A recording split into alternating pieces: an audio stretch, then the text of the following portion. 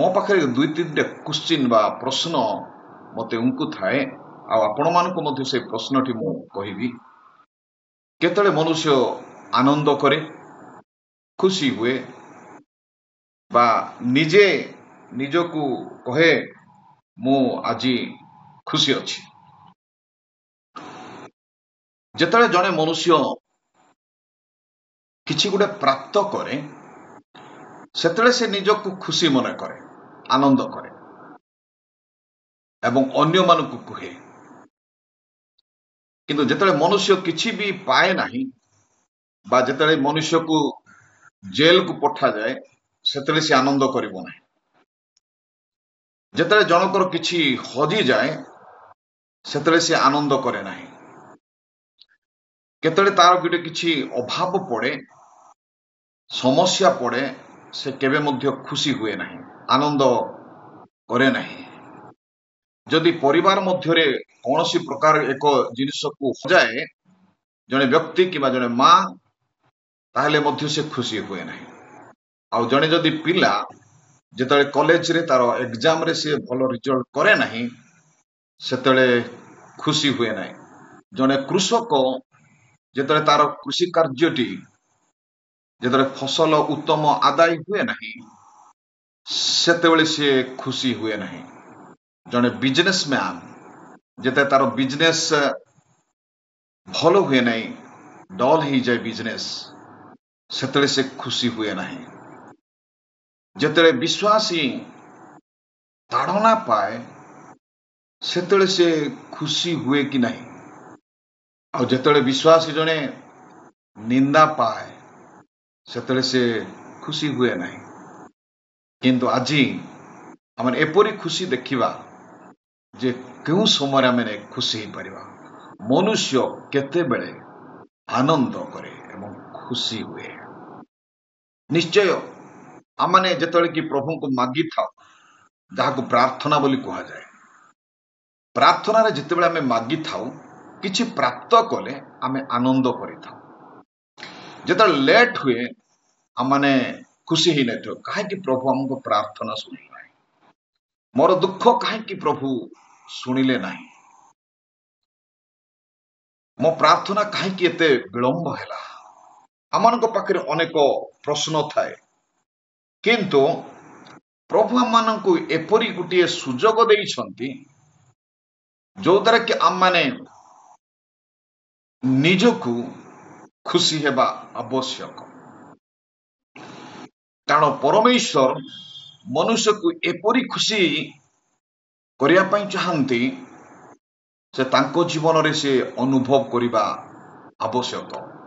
ଆଜି ଆମେ ବେଳେ ବେଳେ ଅନେକ ସମସ୍ୟା ପାଇଁ ଖୁସି ହେଇନଥାଉ, ଅନେକ ଦୁଃଖ ପାଇଁ ଆମେ ଖୁସି ହେଇନଥାଉ, କିନ୍ତୁ ଆମେ ଗୋଟେ ଗୁପ୍ତ ରହସ୍ୟ ବିଷୟ ଆମେ ଆଜି ଜାଣିବା, ସେ ସବୁବେଳେ ମନୁଷ୍ୟକୁ କ୍ଷମା କରନ୍ତି, ସେଥିପାଇଁ ଆମେ ଖୁସି ହେବା ଆବଶ୍ୟକ।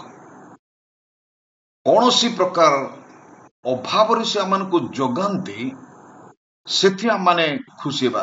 କେତେଟା ଶାରୀରିକ ଆଶୀର୍ବାଦ, ଆତ୍ମିକ ଆଶୀର୍ବାଦ ଏବଂ ପ୍ରାଣ ବା ଜୀବନର ଆଶୀର୍ବାଦ, ଏ ତିନୋଟି ବିଷୟକୁ ଆମେ ଆଜି ଦେଖିବା। ଶାରୀରିକ ଆଶୀର୍ବାଦ ମନୁଷ୍ୟ କାହିଁକି ଖୁସି ହୁଏ? କାରଣ କଣ? ଶରୀର କାହାର? ଶରୀର କାହିଁକି ଆବଶ୍ୟକ ପଡେ? ତ ଶରୀର ଆମେ ଯେତେବେଳେ ସୁସ୍ଥ ହେଇଯାଉ ସେତେବେଳେ ଆମେ ଖୁସି ହେଇଥାଉ। ପ୍ରାର୍ଥନା ହୁଏ, ଆଜି ଅନେକ ମିଟିଂକୁ ଯାଆନ୍ତି, ବେନିହିନର ମିଟିଂ ଯେତେବେଳେ ହୁଏ ଅନେକ ଲୋକମାନେ ସୁସ୍ଥ ହୁଅନ୍ତି, ଖୁସି ହୁଅନ୍ତି, ସେତେବେଳେ ଆନନ୍ଦ କରନ୍ତି। ଆଉ ଅନେକ ମିଟିଂ ଆଜିକାଲି ଆମମାନଙ୍କର ପ୍ରତ୍ୟେକଟି ଜାଗାରେ, ଭାରତ ବର୍ଷରେ, ଭାରତ ବାହାରେ, ପୃଥିବୀର ସବୁ ଜାଗାରେ ହୁଏ। ଯେତେବେଳେ ମନୁଷ୍ୟ ସୁସ୍ଥତା ପାଏ ସାଙ୍ଗେ ସାଙ୍ଗେ ସେ ଖୁସି ହେଇଯାଏ, ପ୍ରଭୁଙ୍କୁ ଧନ୍ୟବାଦ ଦିଏ। ମୁଁ ହଠାତ୍ ଆଜି ପ୍ରଭୁଙ୍କୁ ଜାଣିଲି, ଆଜି ପ୍ରଭୁ ମତେ ଏଇଠିକୁ ଆଣିଥିଲେ 2017 ଯେତେବେଳେ କି ବେନିହିନର ମିଟିଂ ହଉଥିଲା। ଲୋକମାନେ, ବହୁତ ଲୋକମାନେ 15 ବର୍ଷର, 16 ବର୍ଷର, 20 ବର୍ଷର ଲୋକମାନେ ସୁସ୍ଥ ହେଲେ। ଆଉ ସେମାନେ କହିଲେ ପ୍ରଭୁ ଆମମାନଙ୍କୁ ସୁସ୍ଥ କଲେ, ଆମେ ଖୁସି ଅଛୁ, ଆଜି ଆନନ୍ଦ ଅଛୁ।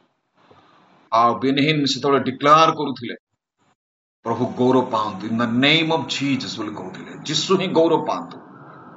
ମୋର ପ୍ରିୟମାନେ, ଆଜି ମଧ୍ୟ ଆମେ ଆନନ୍ଦିତ କରୁ, ଖୁସି ହଉ ଯେତେବେଳେ ପ୍ରାପ୍ତ କରୁ, ଯେତେବେଳେ କିଛି ଜିନିଷକୁ ଆମ ଜୀବନରେ ଆମେ ଶାରୀରିକ ଭାବରେ ପ୍ରାପ୍ତ କରିଥାଉ।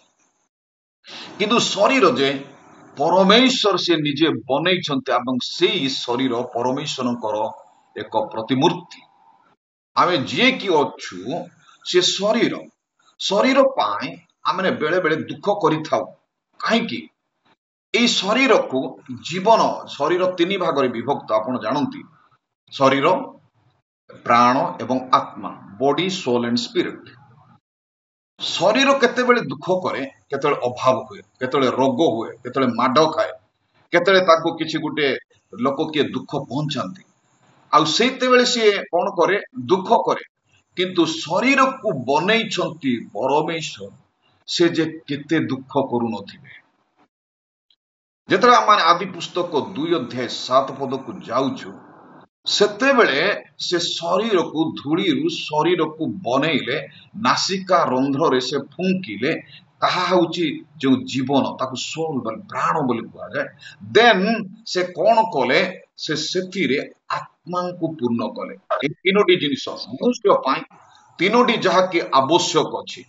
ଯେପରି ଶରୀର ନିମନ୍ତେ ଆମେ ପୃଥିବୀରେ ବଞ୍ଚିବା ନିମନ୍ତେ ଖାଦ୍ୟ, ବସ୍ତ୍ର, ବାସଗୃହ ବୋଲି ଆମେ କହୁ, ସେହିପରି ପରମେଶ୍ୱର ମଧ୍ୟ ଆମମାନଙ୍କ ଜୀବନରେ ଯେ ଶରୀର ତିଆରି କଲେ, ପ୍ରାଣ ଦେଲେ ଏବଂ ଆତ୍ମା ଦେଲେ।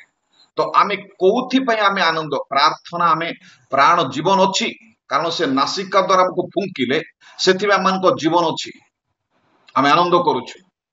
ଆମମାନଙ୍କୁ ପରମେଶ୍ୱର ଆତ୍ମା ଦେବା ପାଇଁ, ଯେତେବେଳେ ଆମେ ପ୍ରେରିତ ପୁସ୍ତକ 1:8 ଦେଖୁ, ସେ ଆତ୍ମାରେ ଆମମାନଙ୍କୁ ସେ କଣ କରନ୍ତି? ସେ ପରିପୂର୍ଣ୍ଣ କଲେ। ଯେତେବେଳେ ସେମାନେ ପ୍ରାର୍ଥନା କରୁଥିଲେ, ଆତ୍ମାରେ ପୂର୍ଣ୍ଣ ହେଲେ, ସେମାନେ ଆନନ୍ଦ କଲେ।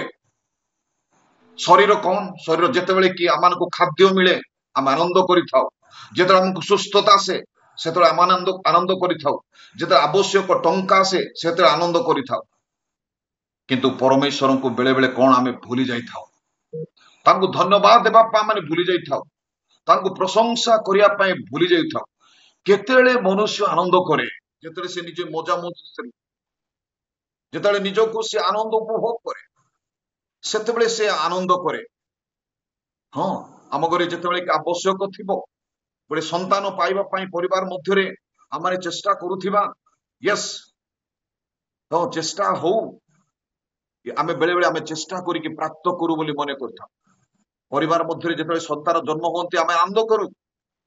ଆଉ ଯେତେବେଳେ କି ଶରୀରରେ ତାଙ୍କୁ ଦୁଃଖ ଆସେ, ଆମେ ଆନନ୍ଦ କରିନଥାଉ, ତା ବଦଳେ ଆମେ ଦୁଃଖ କରିଥାଉ। ଏବଂ ପ୍ରଭୁଙ୍କୁ ସେତେବେଳେ ବାରମ୍ବାର ଆମେ ତାଙ୍କୁ ଇରିଟେଟ କରିଥାଉ, ତାଙ୍କୁ ଡିଷ୍ଟର୍ବ କରିଥାଉ ପ୍ରାର୍ଥନା ଦ୍ୱାରା।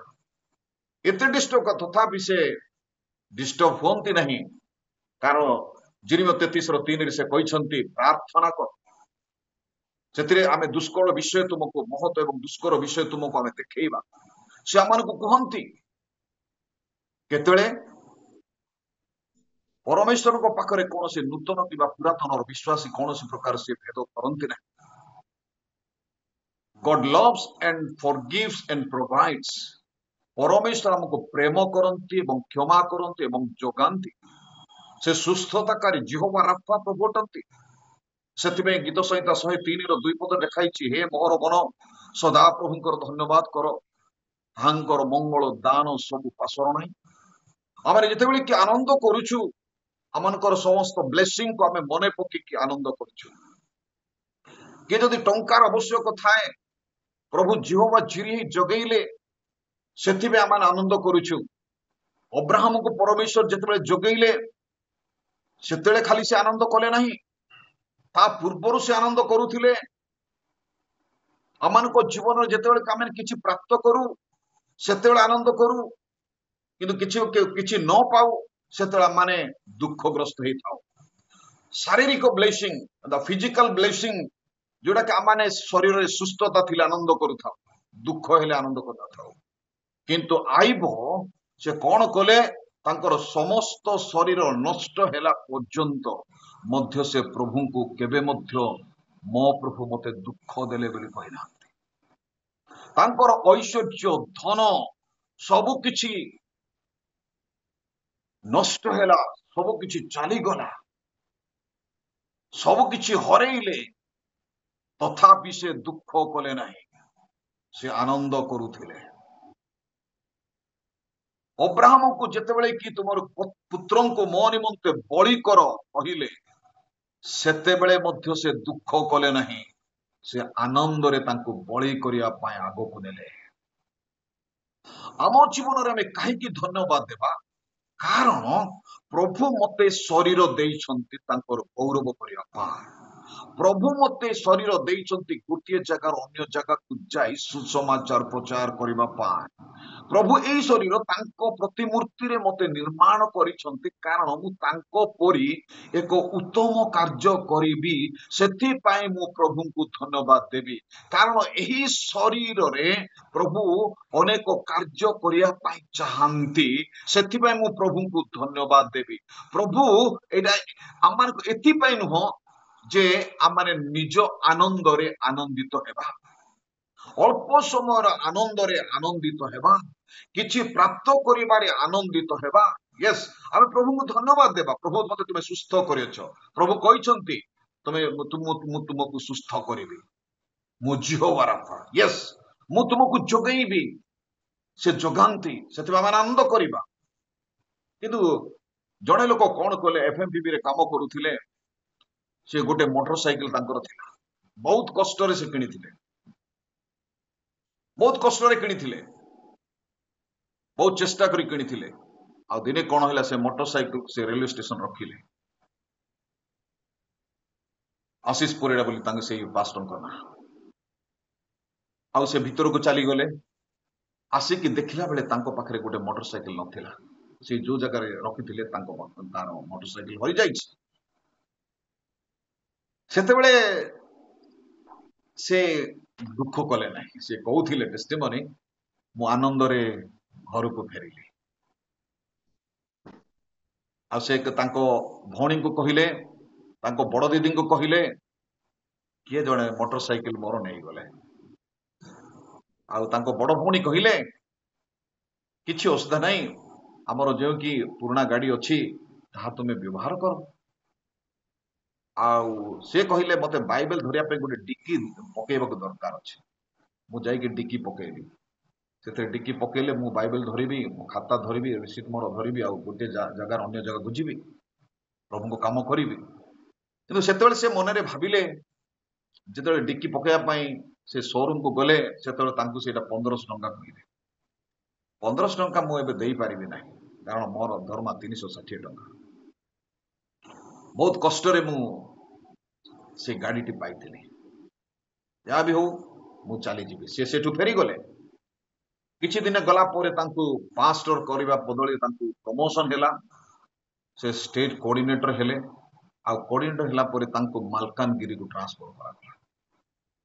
ଆଉ ସେଇଠାରେ ଯେତେବେଳେ ରହିଛନ୍ତି, ସେ ଏରିଆ ବହୁତ, ଯୋଉଟା କି ଆପଣ ମାନେ ଜାଣନ୍ତି, ଚାଲି ଚାଲି ଯିବା ଏରିଆ, ଗାଡି ମୋଟର ସେତେବେଳକୁ ଅସୁବିଧା ଥିଲା। ଆଉ ସେତେବେଳେ ତାଙ୍କର ଯିଏ ଡିରେକ୍ଟର କହୁଛନ୍ତି ଯେ ସେ ଏରିଆ ପାଇଁ 3ଟି ମୋଟର ସାଇକେଲ ଆବଶ୍ୟକ, ସେଠି ମୋଟର ସାଇକେଲ ଦିଅ। ଆଉ ଗୋଟିଏ ମୋଟର ସାଇକେଲ ଆଶିଷ ପରିଡ଼ା ବାବୁଙ୍କୁ ଦିଅ। ମୋର ପ୍ରିୟ ମାନେ, ସେ ହଜିଥିଲା, ସେଥିପାଇଁ ସେ ଆନନ୍ଦ କରୁଥିଲେ। ଯେତେବେଳେ ସେ ପାଇଲେ, ତାଠାରୁ ସେ ଅଧିକ ଆନନ୍ଦ କଲେ। ଲୁକ ପୁସ୍ତକ ଯେତେବେଳେ ଆମେ 15 ଅଧ୍ୟାୟ ଦେଖୁଛୁ, 15 ଅଧ୍ୟାୟର ଯେତେବେଳେ ଆମେ 6 ପଦ ଦେଖୁଛୁ, 6 ପଦରେ ଗୋଟେ ସୁନ୍ଦର ବିଷୟ ଲେଖାଯାଇଛି। ତ ସେ କଣ କଲେ, ଯାହାକି ହଜିଥିଲା, ଗୋଟେ ମେଷର ବିଷୟ ଲେଖା ହେଇଛି, ଆତ୍ମା ଯାହାକି ହଜିଥିଲା, ସେ ଯେତେବେଳେ ଖୋଜିକି ପାଉଛନ୍ତି, ସେ ଆନନ୍ଦ କରୁଛନ୍ତି। ହଜିଥିବା ବିଷୟକୁ ଯେତେବେଳେ ଖୋଜିକି ପ୍ରାପ୍ତ କରାଯାଏ, ସେତେବେଳେ ଆନନ୍ଦ ହୁଏ। ପ୍ରଭୁ ଆମମାନଙ୍କୁ କୁହନ୍ତି, ତମେ କୌଣସି ବିଷୟରେ ଚିନ୍ତା କର ନାହିଁ। ସେମାନେ ଅନେକ ଆମମାନଙ୍କର ପ୍ରିୟ ଲୋକମାନେ ଅନେକ ବିଷୟରେ ଚିନ୍ତିତ ହୁଅନ୍ତି, କିନ୍ତୁ ପ୍ରଭୁ ଯୀଶୁ ଖ୍ରୀଷ୍ଟ ଶିଷ୍ୟମାନଙ୍କୁ କୁହନ୍ତି, ଆକାଶର ପକ୍ଷୀ ମାନଙ୍କୁ ଦେଖ, ସେମାନେ ବୁଣନ୍ତି ନାହିଁ, କାଟନ୍ତି ନାହିଁ, ଅବାରରେ ଧନ ସଞ୍ଚୟ କରନ୍ତି ନାହିଁ। ସେମାନଙ୍କୁ ଦେଖ, ସେମାନେ କିପରି ଆନନ୍ଦ କରନ୍ତି। ତ ଆମେ କେତେବେଳେ ଆନନ୍ଦ କରୁ? ଜଣେ ମା ମଧ୍ୟ ସେଥିରେ ସେଇ ତଳକୁ ଲେଖାଯାଇଛି, ସେଇ ଲୁକଲିଖିତ ସୁସମାଚାର 15 ଅଧ୍ୟାୟରେ ଆଉ ଗୋଟିଏ ମା, ତାଙ୍କର 10ଟି ଟଙ୍କା ଥିଲା, ସେଥିରୁ ସେ ଗୋଟିଏ ହଜେଇଛି। ସେଇ ହଜେଇବା ପରେ କଣ କରୁଛି? ସେ ଖୋଜୁଛି, ଖୋଜିକି ପ୍ରାପ୍ତ କଲେ ସେ କଣ ଆନନ୍ଦିତ କରିବ ନାହିଁ? ବନ୍ଧୁଙ୍କୁ ଡାକିକି ଆନନ୍ଦିତ କରିବ, ଧନ୍ୟବାଦ ଦବ, ପ୍ରଭୁଙ୍କୁ ଗୌରବ କରିବ, ପ୍ରଶଂସା କରିବ। ମୋର ପ୍ରିୟମାନେ, ଆଜି ଆମମାନେ ଗୋଟିଏ ଆତ୍ମା ଯେତେବେଳେ କି ପ୍ରଭୁଙ୍କ ନିକଟକୁ ଆଣୁ, ଯାହା ଖୋଜି ଏଇ ଜଗତରେ ଯିଏ ହଜି ଯାଇଛି, ସେଥିପାଇଁ ଆମମାନେ ଆନନ୍ଦ କରିବା ଦରକାର। ଗୋଟିଏ ଆତ୍ମା ଯେତେବେଳେ ପ୍ରଭୁଙ୍କ ନିମନ୍ତେ ଆମେ ଦାନ କରୁ, ପ୍ରାପ୍ତ କରୁ, ପ୍ରଭୁଙ୍କ ନିକଟକୁ ଆଣୁ, ସେତେବେଳେ ସ୍ୱର୍ଗର ଦୂତମାନେ ପ୍ରଶଂସା କରନ୍ତି। ସେଇ ପ୍ରଶଂସା ଆମ ଜୀବନରେ ହେବା ଆବଶ୍ୟକତା ରହିଛି। ସେଇ ଶରୀର ଏଇ ପ୍ରଭୁ ଦେଇଛନ୍ତି, ଯେଉଁ ଶରୀର କି ପ୍ରଭୁଙ୍କର ଗୌରବ ନିମନ୍ତେ ଆନନ୍ଦ କରୁ। ଏଇ ଶରୀର ପ୍ରଭୁଙ୍କର ମେସେଜକୁ ନେଇ ଗୋଟିଏ ଜାଗାରେ ପହଞ୍ଚି ଗୋଟିଏ ଆତ୍ମା ଲାଭ କରେ, ସେତେବେଳେ ସେ ଆନନ୍ଦ କରୁ। ଜଗତର ଐଶ୍ୱର୍ଯ୍ୟରେ ସେ ଆନନ୍ଦ ନ କରୁ। ଏଇ ଶରୀର ଉତ୍ତମ ଶରୀର ପାଇଛି ବୋଲି ନିଜକୁ ସଜାସଜ୍ଜ କରି ସେ ଆନନ୍ଦ ନ କରୁ। ଏଇ ଶରୀରକୁ ମଜା ମଜଲିସରେ ସେ ଆନନ୍ଦ ନ କରୁ। ଯୀଶୁ ଖ୍ରୀଷ୍ଟଙ୍କ ନାମରେ ଯଦି ଗୋଟିଏ ଶରୀର ବା ଆତ୍ମାକୁ ବା ଗୋଟିଏ ପ୍ରାଣକୁ ଆମେ ବଞ୍ଚାଉ, ତାହେଲେ ଆନନ୍ଦ, ଆଉ ତାହାକୁ ଆମେ ଦୀପ ଲଗେଇକି ଖୋଜିବା। ଯେପରି ଗୋଟିଏ ମା, ସିଏ 10ଟି ମୁଦ୍ରାର ଗୋଟିଏ ମୁଦ୍ରାକୁ ସିଏ ହଜେଇଛନ୍ତି ଏବଂ ତାହାକୁ ଦୀପ ଲଗେଇ ସେ ଖୋଜୁଛନ୍ତି, ଝାଡୁ କରି ସେ ଖୋଜୁଛନ୍ତି, ଆଉ ସେ ପ୍ରାପ୍ତ କଲା ପରେ ବନ୍ଧୁମାନଙ୍କୁ ଡାକି ସେ କଣ କରନ୍ତି? ଆନନ୍ଦର ଭୋଜି କରନ୍ତି। ଦୀପ ମାନେ ଆପଣ ଏବଂ ମୁଁ ଏଇଟା କହିବା ପାଇଁ ଚାହେଁ, ଯୀଶୁ କହିଲେ ତୁମ୍ଭେ ମାନେ ଜଗତର ଜ୍ୟୋତି। ସେଥିପାଇଁ ଆମେ ଆନନ୍ଦ କରିବା। ବିଗତ ଦିନରେ ଆମେ ଚିନ୍ତା କରିଥିଲେ, ଆମେ ଲବଣ, ଜଗତର ଜ୍ୟୋତି ଭାବରେ ଆମେ ଯେତେବେଳେ ଜ୍ୟୋତିକୁ ଆମେ ଜଳେଇକି ଯେତେବେଳେ ଝାଡୁ ମାରି କ୍ଲିନ ପରିଷ୍କାର କରୁ, ସେତେବେଳେ ଯାହାକି ଗୋଟିଏ ପ୍ରାପ୍ତ କରୁ, ସେତେବେଳେ ଆମେ ପ୍ରଭୁଙ୍କୁ ଆନନ୍ଦ କରୁ। ସେତେବେଳେ ଆମେ ଆନନ୍ଦ କରୁ। ୟେସ୍, ଆମ ଘରେ ପିଲା ଜନ୍ମ ହେଇଛନ୍ତି, 21 ହବ, ଆମେ ଆନନ୍ଦ କରିବା ନାହିଁ ତାହା ନୁହଁ, ଆନନ୍ଦ କରିବା। କିନ୍ତୁ ଗୋଟିଏ ଆତ୍ମା ଯେତେବେଳେ ଆମେ ଲାଭ କରିବା ପ୍ରଭୁଙ୍କ ପାଇଁ, ତାଠାରୁ ଅଧିକ ଆମେ ଆନନ୍ଦ କରିବା। ସେଇ ଆନନ୍ଦ କଣ? ଆମର ଶାରୀରିକ ଆଶୀର୍ବାଦ ପ୍ରଭୁ ଆମମାନଙ୍କୁ ମନା କରିନାହାନ୍ତି। ଶାରୀରିକ ଅନେକ ଆଶୀର୍ବାଦ ଅଛି ଏଇ ଶରୀର ନିମନ୍ତେ। ଯେତେବେଳେ କି ପରମେଶ୍ୱର ଏ ମନୁଷ୍ୟକୁ ଏଇ ଶରୀରରେ ନାସିକାରେ ଫୁଙ୍କିଲେ, ସେତେବେଳେ ପ୍ରାଣ ହେଲା, ଜୀବନ ହେଲା। ଶରୀର ନିମନ୍ତେ ଯାହା କିଛି ବି ଅଛି ପ୍ରଭୁ ଆମମାନଙ୍କୁ ଯୋଗାନ୍ତି, ସେଥିପାଇଁ ଆମେ ଆନନ୍ଦ କରୁଛୁ। ସେ ସୁସ୍ଥ କରନ୍ତି, ସେଥିପାଇଁ ଆମେ ଆନନ୍ଦ କରୁଛୁ। ସେ ଆମମାନଙ୍କୁ ଯୋଗାନ୍ତି, ସବୁ କିଛି ଖାଦ୍ୟ, ବସ୍ତ୍ର, ବାସଗୃହ ସେ ଯୋଗାନ୍ତି, ସେଥିପାଇଁ ଆମେ ଆନନ୍ଦ କରୁ। ସେ ଆମମାନଙ୍କର ଦୈନନ୍ଦିନ ଜୀବନର ପ୍ରାର୍ଥନାକୁ ଶୁଣନ୍ତି, ସେଥିପାଇଁ ଆମେ ଆନନ୍ଦ କରୁ। ଆମମାନଙ୍କର ଦୈନନ୍ଦିନ ଜୀବନରେ ସେ ସକାଳଠୁ ସନ୍ଧ୍ୟା ପର୍ଯ୍ୟନ୍ତ ସୁରକ୍ଷାର ବାଡ଼ ଦିଅନ୍ତି, ସେଥିପାଇଁ ଆନନ୍ଦ କରୁ। ତାଙ୍କର ପ୍ରେମ ଆମ ପ୍ରତି ମହାନ, ସେଥିପାଇଁ ଆମେ ଆନନ୍ଦ କରୁ। କିନ୍ତୁ ଯେଉଁକି ପ୍ରାଣ ଥାଏ, ସୋଲ, ଗୋଟିଏ ଆତ୍ମା, ସେ ଆତ୍ମାଙ୍କୁ ଆମେ ଯେତେବେଳେ ଜିଣୁ, ସେତେବେଳେ ଆମେ ତାଠାରୁ ଅଧିକ ଆନନ୍ଦ କରୁ। କାରଣ ଜୀବନ ହଉଛନ୍ତି ପରମେଶ୍ୱର। ଏଇ ଶରୀରକୁ ପରମେଶ୍ୱର ଜୀବନ ଦେଇଛନ୍ତି, ସେଥିପାଇଁ ଆନନ୍ଦ କରିବା। ଏଇ ଯୋଉ ମାଟିର ଶରୀରକୁ ପରମେଶ୍ୱର ଫୁଙ୍କିକି ଜୀବନ ଦେଲେ, ସେଥିପାଇଁ ଆନନ୍ଦ କରିବା। ସେଇ ଜୀବନ ମୋହର ନାହିଁ, ସେଇ ଜୀବନ ପରମେଶ୍ୱର ମତେ ଦେଇଛନ୍ତି, ସେଥିପାଇଁ ମୁଁ ଆନନ୍ଦ କରିବି। ଆଉ ସେଇ ଜୀବନକୁ ମୁଁ ଅନ୍ୟମାନଙ୍କ ନିମନ୍ତେ ବ୍ୟବହାର କରିବି।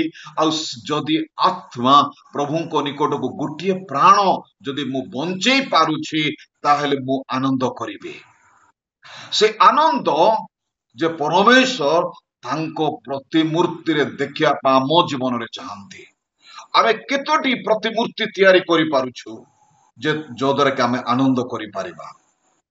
ଏଇଟା ହଉଛି ଆମମାନଙ୍କର ଗୋଟେ କଲିଂ ଆଣ୍ଡ ଚ୍ୟାଲେଞ୍ଜ। ଆମେ ନିଜେ ଆନନ୍ଦିତ ଅଟୁ, ଅନ୍ୟକୁ ଆନନ୍ଦିତ କରିପାରିବା କି? ଆମେ ସେଲ୍ଫିଶନେସ୍ ହେବା ନାହିଁ, ସ୍ୱାର୍ଥ ହେବା ନାହିଁ। ଆମେ ଅନ୍ୟକୁ ଆନନ୍ଦ କରିବାର ଶିଖେଇବା। କାରଣ କଣ? ଯାହା ହଜିଥିଲା ତାହା ରକ୍ଷା କରିବା ନିମନ୍ତେ ମନୁଷ୍ୟ ପୁତ୍ର ଆସିଅଛନ୍ତି। ସେ ମଧ୍ୟ ଆନନ୍ଦ କଲେ। ପରମେଶ୍ୱର ଯେତେବେଳେ ଆନନ୍ଦ କରନ୍ତି, ଯେତେବେଳେ କି ଯୀଶୁ ଖ୍ରୀଷ୍ଟ ଏହି ପୃଥିବୀ ନିମନ୍ତେ ବଳି ହେଲେ, ସେଥିପାଇଁ ସେଇ ପ୍ରେମ ଆମମାନଙ୍କୁ ସେ ବିତରଣ କଲେ ବା ବାଣ୍ଟିଲେ। ସେ ଆନନ୍ଦ ଯାହାକି ପରମେଶ୍ୱର ଦେଖିଲେ ଯୀଶୁଙ୍କ ଜୀବନରେ, ସେହି ଆନନ୍ଦ ଆମମାନଙ୍କ ଜୀବନରେ ପରମେଶ୍ୱର ଦେଖିବାକୁ ଚାହାନ୍ତି। ପ୍ରେରିତ ପାଉଲ ଜେଲ ଗଲେ ସୁଦ୍ଧା ଜେଲରେ ସେ ଆନନ୍ଦ କଲେ। ଶିଲା ପାଉଲ ସେମାନେ ମଣ୍ଡଳୀକୁ ଚିଠି ଲେଖୁଛନ୍ତି, ଜେଲ ଗଲେ କି ଆନନ୍ଦ କରିବେ? ପ୍ରଭୁଙ୍କ ନିମନ୍ତେ ଆନନ୍ଦ କରିବା। ନିଜର ସ୍ୱାର୍ଥ ପାଇଁ ଆମେ ଆନନ୍ଦ କରିବା ନାହିଁ, ପ୍ରଭୁଙ୍କ ନିମନ୍ତେ ଆନନ୍ଦ କରିବା। କାରଣ ଏଇ ଆନନ୍ଦ ପ୍ରଭୁ ଆମମାନଙ୍କୁ ଦେଇଛନ୍ତି। এই ଆନନ୍ଦ କଣ? ଜୀବନରେ ଆମେ ଆନନ୍ଦ କରୁ କାରଣ ପ୍ରଭୁ ଆମମାନଙ୍କୁ ଆଶୀର୍ବାଦ କରିଛନ୍ତି। ଗୋଟିଏ ପଦ ଆମେ ପଢିବା, ସେ ତୁମର ଆରୋଗ୍ୟକାରୀ ଅଟନ୍ତି, ସେଥିପାଇଁ ଆମେ ଆନନ୍ଦ କରୁ। ଯାତ୍ରା ପୁସ୍ତକ ତାର 15 ଅଧ୍ୟାୟ 26 ପଦ। ସେଥିପାଇଁ ଆମେ ଆନନ୍ଦ କରୁଛୁ। ଆମ୍ଭେ ସଦାପ୍ରଭୁ ଯେତେବେଳେ କି ତୁମେ ପାଳନ କରିବ, ତାଙ୍କ ଆଜ୍ଞାକୁ କଣ ପାଳନ କରିବା? ସେ ଆଜ୍ଞା କଣ? ସେ ଆମମାନଙ୍କୁ ଦ୍ୱିତୀୟ ବିବରଣୀରେ କହିଛନ୍ତି, ପାଳକ ଏବଂ ଅନେକ ପାଳକ ମାନେ ଆମମାନଙ୍କ ଜୀବନରେ ଗମନ କଲେ ପବିତ୍ର ଲୋକ ବୋଲି ସ୍ଥାପନ କରିବା ଏବଂ ଶରୀର ଫଳରେ ତୁମକୁ ଆଶୀର୍ବାଦ କରିବା ଏବଂ ତୁମର କ୍ଷେତ୍ରସ୍ଥ ଫଳରେ ଆଶୀର୍ବାଦ କରିବା, ତୁମରି ପଶୁ ଫଳରେ ଆମମାନେ ଆଶୀର୍ବାଦ କରିବା। ପ୍ରଭୁ ଆଶୀର୍ବାଦ କରିବା ପାଇଁ ଚାହାନ୍ତି ଯେତେବେଳେ କି ଆମମାନେ ତାଙ୍କ ଜୀବନ, ତାଙ୍କ କାର୍ଯ୍ୟରେ ଆନନ୍ଦ କରୁ, ତାଙ୍କ ସେବାରେ ଆନନ୍ଦ କରୁ, ତାଙ୍କୁ ଉପାସନା କରିବାରେ ଆନନ୍ଦ କରୁ, ତାଙ୍କୁ ସ୍ତୁତି ଆରାଧନା କରିବାରେ ଆନନ୍ଦ କରୁ, ଯେତେବେଳେ ତାଙ୍କ ବାକ୍ୟ ପାଳନରେ ଆନନ୍ଦ କରୁ, ତାଙ୍କ ପଥରେ ଚାଲିବାରେ ଆନନ୍ଦ କରୁ, ତାହେଲେ ପ୍ରଭୁ ଆମମାନଙ୍କୁ ଏହି ଶରୀର ନିମନ୍ତେ ଆବଶ୍ୟକ ସମସ୍ତ କିଛି ସେ ଯୋଗାନ୍ତି। ସେଥିପାଇଁ ସେ ଶରୀରକୁ ସୁସ୍ଥ ସବଳ ରଖିଛନ୍ତି। ଯେତେବେଳେ ଦ୍ୱିତୀୟ ବିବରଣୀ ତାର 28 ଅଧ୍ୟାୟକୁ ଆମେ ଅଧ୍ୟୟନ କରିବା, ସେତେବେଳେ 11 ପଦ ଯେତେବେଳେ ଅଧ୍ୟୟନ କରିବା, ସେଥିରେ ପରମେଶ୍ୱର ଏପରି କୁହନ୍ତି, ତୁମକୁ ଏଇ ଆଶୀର୍ବାଦ କରିବା। ସେ କୁହନ୍ତି, ତୁମକୁ ଆମେ କେବେ ଲାଙ୍ଗୁଳ କରିବା ନାହିଁ, ତୁମକୁ ଆମେ ମସ୍ତକ କରିବା, ଆଶୀର୍ବାଦ କରିବା। ସେ କେବେ ମଧ୍ୟ ଆଶୀର୍ବାଦକୁ ହରାଇବା ପାଇଁ ଚାହାନ୍ତି ନାହିଁ। ମନୁଷ୍ୟ କେବେ ମଧ୍ୟ ଆଶୀର୍ବାଦକୁ ହରାଇବା ବଦଳେ ସେ ପ୍ରାପ୍ତ କରିବା ପାଇଁ ଚାହେଁ। ପରମେଶ୍ୱର ମଧ୍ୟ ତାଙ୍କ ଲୋକମାନଙ୍କୁ ସେ ଆଶୀର୍ବାଦ କରିବା ପାଇଁ ଚାହାନ୍ତି, ଯୋଉ ଦ୍ୱାରା କି ଆମେ ତାଙ୍କୁ ଧନ୍ୟବାଦ କରୁ। ତାହା ଶରୀରରେ ଆମେ ଦେଖିପାରିବା, ଫିଜିକାଲି ଆମେ ତାହାକୁ ପ୍ରାପ୍ତ କରିପାରିବା, ଆମେ ଚକ୍ଷୁରେ ତାହାକୁ ଆମେ ଅନୁଭବ କରିପାରିବା। ତାହା ଲେଖାଯାଇଛି ଦ୍ୱିତୀୟ ବିବରଣୀ ତାର 28 ଅଧ୍ୟାୟ 11 ପଦରେ, ସେ ସବୁ କ୍ଷେତ୍ରରେ ତୁମକୁ ଆଶୀର୍ବାଦ କରିବେ। ଆଶୀର୍ବାଦ କଲେ ହିଁ ଜଣେ ମନୁଷ୍ୟ ଆଜି ଧନ୍ୟବାଦ ପ୍ରଭୁଙ୍କୁ ଦେଉଛି। କିନ୍ତୁ ପାଉଲଙ୍କ ପରି ଜେଲ ଗଲେ କିଏ ଧନ୍ୟବାଦ କରିପାରୁନାହାନ୍ତି। ଆମର ଆଜିର ପ୍ରସଙ୍ଗ ଥିଲା, ମନୁଷ୍ୟ କେତେବେଳେ ପରମେଶ୍ୱରଙ୍କୁ ଧନ୍ୟବାଦ କରିପାରେ, ଆନନ୍ଦ କରେ। ମନୁଷ୍ୟ କେତେବେଳେ ନିଜେ ଖୁସି ହୁଏ, କେତେବେଳେ ଆନନ୍ଦ କରିପାରେ। ମନୁଷ୍ୟ ପ୍ରାପ୍ତ କଲେ ଆନନ୍ଦ କରେ। ମନୁଷ୍ୟ ଯାହା ହଜି ଯାଇଛି ତାହା ପ୍ରାପ୍ତ କଲେ ଆନନ୍ଦ କରେ। ଯେପରିକି ଯୀଶୁ ଖ୍ରୀଷ୍ଟ ମଧ୍ୟ କହିଲେ, 100ଟି ମେଣ୍ଢାରୁ ଗୋଟିଏ ଯଦି ମେଣ୍ଢା ହଜିଯାଏ ସେ ଦୁଃଖ କରନ୍ତି। ଯେତେବେଳେ ସେ ପ୍ରାପ୍ତ କରନ୍ତି ସେ ଆନନ୍ଦ କରନ୍ତି। ଆମ ଜୀବନର ଆନନ୍ଦ ଯେତେବେଳେ ଆମେ ଜଗତର ଐଶ୍ୱର୍ଯ୍ୟ ବିଷୟରେ ଯେତେବେଳେ ପ୍ରାପ୍ତ କରୁ, ଆଉ ଆମେ ସେତେବେଳେ ଆନନ୍ଦ କରୁ। ପରମେଶ୍ୱର ଆମମାନଙ୍କୁ ଆନନ୍ଦ କରିବା ପାଇଁ ସୁଯୋଗ ଦେଇଛନ୍ତି, ଠିକ ଅଛି। କିନ୍ତୁ ଆମେ କେତେବେଳେ ଆନନ୍ଦ କରୁ? ଯେତେବେଳେ କି ଆମେ ପରମେଶ୍ୱରଙ୍କ ନିମନ୍ତେ ଗୋଟିଏ ଆତ୍ମା ଜିଣିପାରୁ। ଯେତେବେଳେ ପାଉଲ ଜେଲରେ ଅଛନ୍ତି, ଶିଲା ଯେତେବେଳେ ଜେଲରେ ଅଛନ୍ତି, ତାଙ୍କୁ ମାଡ଼ ମରାଯାଉଛି, ସେ ଆନନ୍ଦ କରୁନାହାନ୍ତି। କାରଣ ଦିନ ଆସିବ, ଶରୀରର ଆନନ୍ଦ ଦିନେ ଶେଷ ହବ ଏବଂ ପ୍ରାଣର ଆନନ୍ଦ ପାଇଁ ଆମେ ଚେଷ୍ଟା କରିବାକୁ ପଡିବ। ସେଇ ପ୍ରାଣର ଆନନ୍ଦ କଣ? ସୋଲ, ଇଂଲିଶରେ ତାକୁ ସୋଲ କୁହାଯାଏ। ଆମେ ଫିଜିକାଲ ଯେତେବେଳେ କି 18 ଅଧ୍ୟାୟ 4 ପଦକୁ ଆମେ ଅଧ୍ୟୟନ କରିବା ଗୋଟେ ବିଷୟକୁ ଜାଣିପାରିବା ପରମେଶ୍ୱରଙ୍କର ସେଇ ପ୍ରାଣ ମରିବ ନାହିଁ ବଞ୍ଚିବ। ସେଇ ପ୍ରାଣ ଯାହାକୁ ପରମେଶ୍ୱର ଦିଅନ୍ତି ସେଇ ପ୍ରାଣ କେବେ ମରିବ ନାହିଁ, ସେ ବଞ୍ଚିବ। ଫିଜିକାଲ ତାର 18 ଅଧ୍ୟାୟ 4 ପଦ ଅଧ୍ୟୟନ କରିବା। ଯେଉଁ ପ୍ରାଣ ବା ଯେଉଁ ପ୍ରାଣୀ ପାପ କରେ ସେ ମରିବ, କିନ୍ତୁ ସମସ୍ତ ପ୍ରାଣ ହଉଛି ପରମେଶ୍ୱରଙ୍କର, ଆଉ ସେଇ ପ୍ରାଣ ପରମେଶ୍ୱର ଆମମାନଙ୍କୁ ଦେଇଛନ୍ତି, କାରଣ ପରମେଶ୍ୱର କେବେ ମରିବେ ନାହିଁ। ତ ଯୋଉମାନେ କି ପ୍ରାଣରେ ଥାନ୍ତି, ଯୋଉମାନେ ଆମେ ପ୍ରାଣ ପାଇଛୁ, ଯେଉଁ କି ଜୀବନ ପାଇଛୁ, ଆମେ କେତେବେଳେ ମରିବା ନାହିଁ?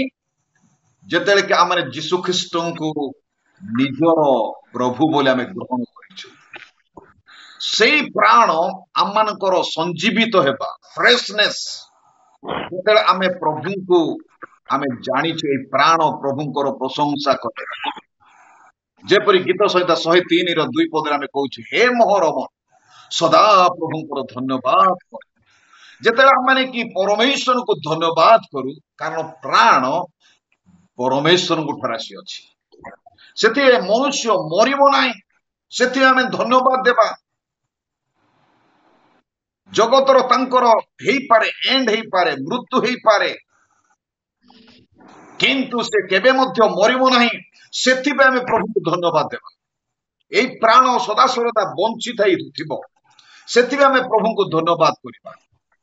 ଏଇ ପ୍ରାଣ ଅନେକ ଆତ୍ମାଙ୍କୁ ପ୍ରଭୁଙ୍କ ନିକଟକୁ ଆଣିପାରିବ, ଅନେକଙ୍କୁ ଜୀବିତ କରିପାରିବ, ଅନେକ ମୃତ ଆତ୍ମାଙ୍କୁ, ଅନ୍ଧକାର ଥିବା ଆତ୍ମାଙ୍କୁ ସେ ଜୀବିତ କରିପାରିବ। ସେଥିପାଇଁ ଆମେ ପ୍ରଭୁଙ୍କୁ ସଦାସଦା ଏଇ ପ୍ରାଣ ପ୍ରଭୁଙ୍କୁ ଧନ୍ୟବାଦ କରୁ। ଏଇ ପ୍ରାଣ ସଦାସଦା ଆନନ୍ଦ କରିବ। ମୃତ ଜିନିଷ ପାଇଁ ଏଇ ଶରୀର ବା ଏଇ ପ୍ରାଣ ଆନନ୍ଦ ନ କରୁ। ଜଗତର ଅଭିଳାଷ ପାଇଁ ଏଇ ପ୍ରାଣ ଆନନ୍ଦ ନ କରୁ। ଜୀବନ ପାଇଁ ଅନ୍ଧକାରରୁ ପ୍ରଭୁଙ୍କ ନିକଟକୁ, ଆଲୋକକୁ, ପରିତ୍ରାଣକୁ ଆଣିବା ପାଇଁ ଏଇ ପ୍ରାଣ ଆନନ୍ଦ କରୁ। ଅଳ୍ପ ଦିନର ସୁସ୍ଥତା ପାଇଁ ଏଇ ପ୍ରାଣ ଆନନ୍ଦ ନ କରୁ। ଅନନ୍ତ ଜୀବନର ସୁରକ୍ଷା ପାଇଁ, ଅନନ୍ତ ଜୀବନର ଉଦ୍ଧାର ପାଇଁ, ଅନେକଙ୍କୁ ପ୍ରଭୁଙ୍କ ନିକଟକୁ ଆଣିବା ପାଇଁ ସେ ପ୍ରଶଂସା କରୁ, ଆନନ୍ଦ କରୁ। ଯେତେବେଳେ କି ମିଶର ଠାରୁ ଇରାନ ଦେଶକୁ ଇସ୍ରାଏଲ ଗୋଷ୍ଠୀ ଯାତ୍ରା କରୁଛି, ତାଙ୍କ ସମ୍ମୁଖରେ ସମୁଦ୍ର ମଧ୍ୟରେ, ସାମ୍ନାରେ ସମୁଦ୍ର ଅଛି, ପଛରେ ଫାରଙ୍କର ଲୋକମାନେ ଅଛନ୍ତି, ଆଉ ସେତେବେଳେ ସେମାନେ ଆନନ୍ଦ କରୁନାହାନ୍ତି, କ୍ରନ୍ଦନ କରୁଛନ୍ତି, ସେ ଦୁଃଖରେ ଭାଙ୍ଗି ପଡିଛନ୍ତି। କିନ୍ତୁ ସେମାନଙ୍କୁ ପରମେଶ୍ୱର ଉଦ୍ଧାର କରି, ରକ୍ଷା କରି ଆରପାରି କରୁଛନ୍ତି। ଆଉ ସେଇ ପ୍ରାଣ ଆମେ ଯେତେବେଳେ କି ଜଗତରୁ ଉଦ୍ଧାର କରିବା, ଜଗତର ଅନେକ ପ୍ରାଣକୁ ରକ୍ଷା କରିବା, ପ୍ରଭୁଙ୍କ ରାଜ୍ୟକୁ ପ୍ରବେଶ କରିପାରିବା, ଯେଉଁଠାରେ କି ଅନନ୍ତ ଜୀବନ ଅଛି, ଯେଉଁଠାରେ କି ଦୁଗ୍ଧ ମଧୁ ପ୍ରବାହିତ ଦେଶ ଅଛି, ଯେଉଁଠାରେ କି କେବେ ମରଣର ଚିହ୍ନ ହିଁ ନାହିଁ, ଯେଉଁଠାରେ କି କୌଣସି ସୂର୍ଯ୍ୟ କିମ୍ବା ଚନ୍ଦ୍ର କିମ୍ବା ତାରକାର କୌଣସି ଆବଶ୍ୟକ ନାହିଁ, ସେଇ ଦେଶକୁ ଯେତେବେଳେ ଏଇ ଜୀବନ ନେଇକି ଯିବ, ଏଇ ମନୁଷ୍ୟ ଯାହାକି ପରମେଶ୍ୱରଙ୍କର ନାମରେ ଯେଉଁ ଜୀବନ ଆଜି ଆମମାନଙ୍କୁ ବଣ୍ଟା ଯାଇଛି, ଏଇ ପ୍ରାଣ ଯେତେବେଳେ ଅନ୍ୟ ପ୍ରାଣକୁ ଦେଇପାରିବ, ଅନେକଙ୍କୁ ଜୀବିତ କରିପାରିବ, ସେତେବେଳେ ଏଇ ପ୍ରାଣ ଆନନ୍ଦ କରିବା ଆବଶ୍ୟକ ଅଛି। ଅନେକ ଜୀବନରେ ଆମେ କଣ ସେଇ ପ୍ରାଣ ବାଣ୍ଟି ପାରୁଛୁ କି? ନା ଅନ୍ୟମାନଙ୍କୁ ଆମେ ଦଣ୍ଡ ଦେଇ, ଦୁଃଖ ଦେଇ, ସେମାନଙ୍କ ଉପରେ ଆମେ ଅନେକ ଦୋଷାରୋପ ଲଗେଇ, ହିଂସା କରି, କ୍ରୋଧ କରି ସେଇ ପ୍ରାଣକୁ ଆମେ ନଷ୍ଟ କରୁଛୁ।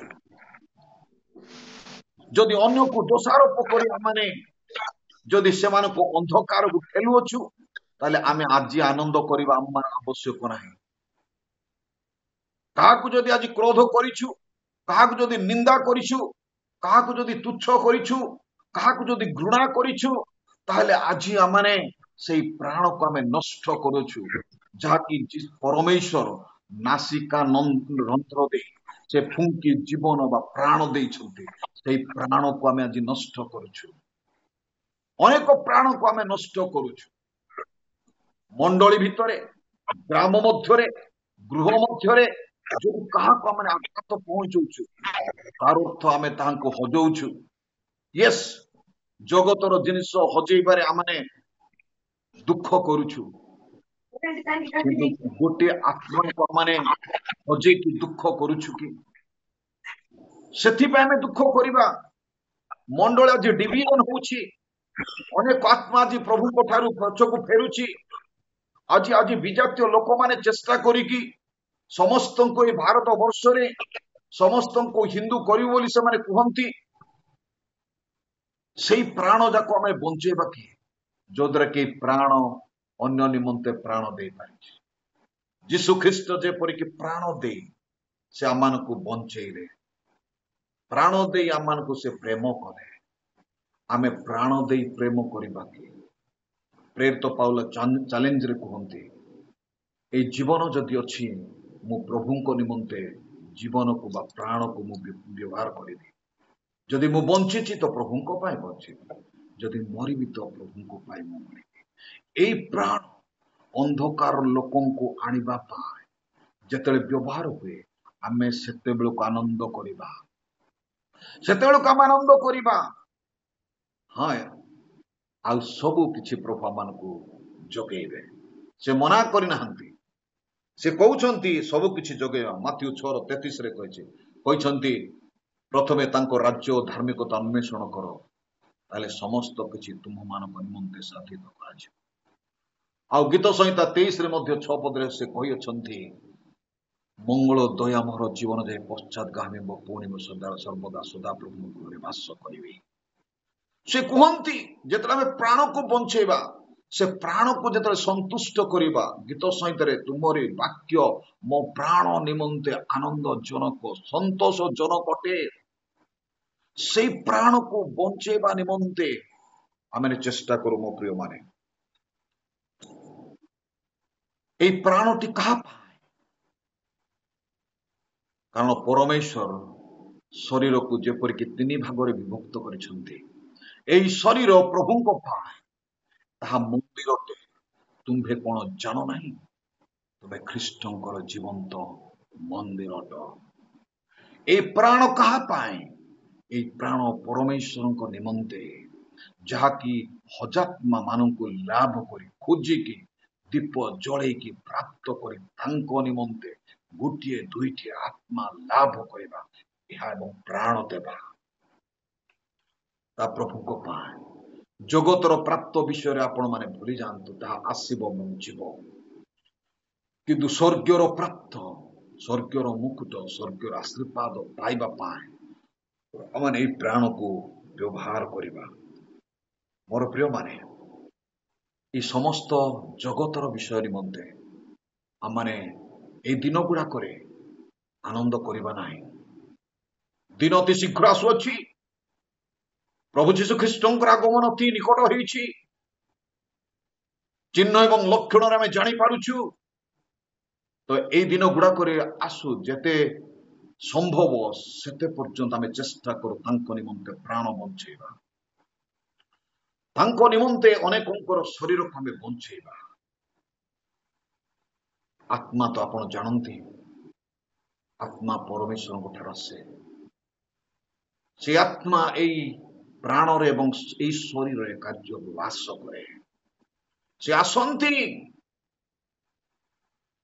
ସେ ଆତ୍ମା ପରମେଶ୍ୱର ଅଟନ୍ତି। ଯେତେବେଳେ ସେ ଆତ୍ମାକୁ ଆମେ ପ୍ରାପ୍ତ କରୁ, spirit, it is provided by God to witnessing many people. ଆତ୍ମା ଯେତେବେଳେ ପ୍ରାପ୍ତ ହେବ, ତାଉ ସମସ୍ତଙ୍କ ନିକଟରେ ତମେ ସାକ୍ଷୀ ହେବ। ଆତ୍ମା ପ୍ରାପ୍ତ ନ ହେବା ପର୍ଯ୍ୟନ୍ତ, ଶକ୍ତି ପ୍ରାପ୍ତ ନ ହେବା ପର୍ଯ୍ୟନ୍ତ ତମେ ଏଇଠାରେ ରହି ଉପାସନା ପ୍ରାର୍ଥନା କର। ମୋର ପ୍ରିୟ ମାନେ, ଆଜି ପ୍ରଭୁ ଆମମାନଙ୍କୁ ଶକ୍ତି ପ୍ରାପ୍ତ କରିଛନ୍ତି। ପ୍ରଭୁ ଆମମାନଙ୍କୁ ଆତ୍ମା ବରଦାନ ଦେଇ ସାରିଛନ୍ତି। ଯେପରି କହିଛି, ଶରୀରକୁ ବଧ କରିହେବ, କିନ୍ତୁ ଆତ୍ମାଙ୍କୁ କିଏ ବଧ କରିପାରନ୍ତି ନାହିଁ।